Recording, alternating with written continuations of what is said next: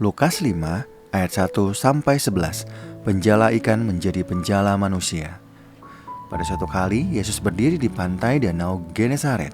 Sementara orang banyak mengerumuni dia hendak mendengarkan firman Allah. Ia melihat dua perahu di tepi pantai.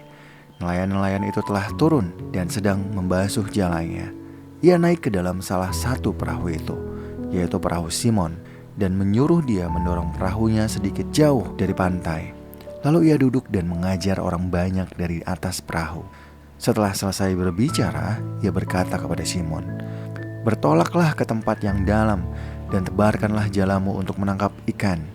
Simon menjawab, "Guru, telah sepanjang malam kami bekerja keras dan kami tidak menangkap apa-apa.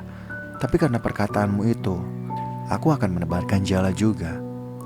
Setelah mereka melakukannya, mereka menangkap sejumlah besar ikan, sehingga jala mereka mulai koyak. Lalu mereka memberi isyarat kepada teman-temannya di perahu yang lain supaya mereka datang membantunya. Mereka pun datang, lalu bersama-sama mengisi kedua perahu itu dengan ikan hingga hampir tenggelam. Ketika Simon Petrus melihat hal itu, ia pun sujud di depan Yesus dan berkata, "Tuhan, pergilah dari hadapanku, karena aku ini seorang pendosa." Sebab ia dan semua orang yang bersama-sama dengan dia takjub oleh karena banyaknya ikan yang mereka tangkap. Demikian juga Yakobus dan Yohanes, anak-anak Zebedeus, yang menjadi teman Simon. Kata Yesus kepada Simon, "Jangan takut, mulai sekarang engkau akan menjala manusia." Sesudah menarik perahu-perahunya ke darat, mereka pun meninggalkan segala sesuatu lalu mengikut Yesus.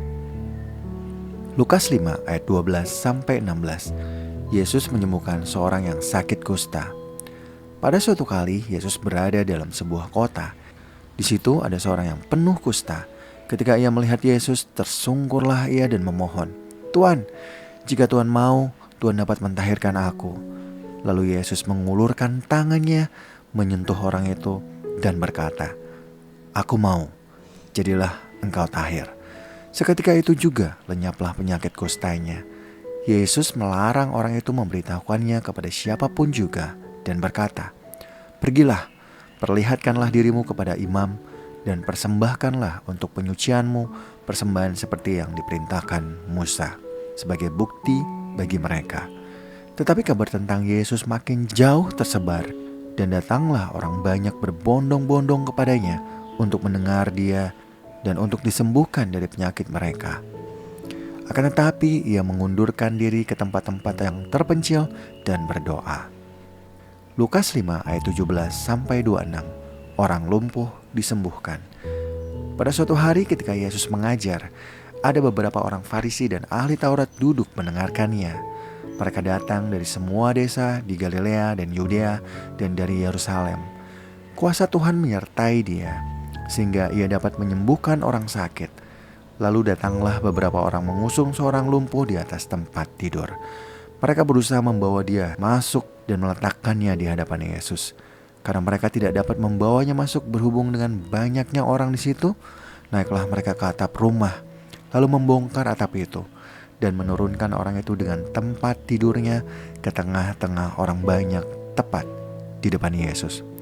Ketika Yesus melihat iman mereka, berkatalah ia, "Hai saudara, dosa-dosamu sudah diampuni." Tetapi ahli-ahli Taurat dan orang-orang Farisi berpikir dalam hatinya, "Siapakah orang yang menghujat Allah ini? Siapakah yang dapat mengampuni dosa-dosa selain Allah sendiri?" Akan tetapi Yesus mengetahui pikiran mereka, lalu berkata kepada mereka, "Apakah yang kamu pikirkan dalam hatimu? Manakah yang lebih mudah, mengatakan, 'Dosa-dosamu sudah diampuni,' atau mengatakan, 'Bangunlah dan berjalanlah'? Tetapi supaya kamu tahu bahwa di dunia ini Anak Manusia berkuasa mengampuni dosa, berkatalah ia kepada orang lumpuh itu, 'Kepadamu kukatakan, bangunlah, angkatlah tempat tidurmu dan pulanglah ke rumahmu.' Seketika itu juga bangunlah ia di hadapan mereka, lalu mengangkat tempat tidurnya dan pulang ke rumahnya sambil memuliakan Allah. Semua orang itu takjub, lalu memuliakan Allah, dan mereka sangat takut. Katanya, "Hari ini kami telah menyaksikan hal-hal yang sangat mengherankan." Lukas 5 ayat 27 sampai 32. Lewi pemungut cukai mengikut Yesus. Kemudian ketika Yesus pergi keluar, ia melihat seorang pemungut cukai yang bernama Lewi sedang duduk di tempat pemungutan cukai. Yesus berkata kepadanya, "Ikutlah aku." Lewi pun bangkit dan meninggalkan segala sesuatu, lalu mengikut dia. Kemudian Lewi mengadakan suatu perjamuan besar untuk dia di rumahnya, dan sejumlah besar pemungut cukai dan orang-orang lain turut makan bersama-sama dengan dia. Orang-orang Farisi dan ahli-ahli Taurat bersungut-sungut kepada murid-murid Yesus. Katanya, "Mengapa kamu makan dan minum bersama-sama dengan pemungut cukai dan orang berdosa?" Lalu jawab Yesus kepada mereka, "Bukan orang sehat yang memerlukan tabib, tetapi orang sakit. Aku datang bukan untuk memanggil orang benar, tetapi orang berdosa, supaya mereka bertobat." Lukas 5 ayat 33 sampai 39. Hal berpuasa. Orang-orang Farisi itu berkata lagi kepada Yesus, "Murid-murid Yohanes sering berpuasa dan sembahyang. Demikian juga murid-murid orang Farisi. Tetapi murid-muridmu makan dan minum."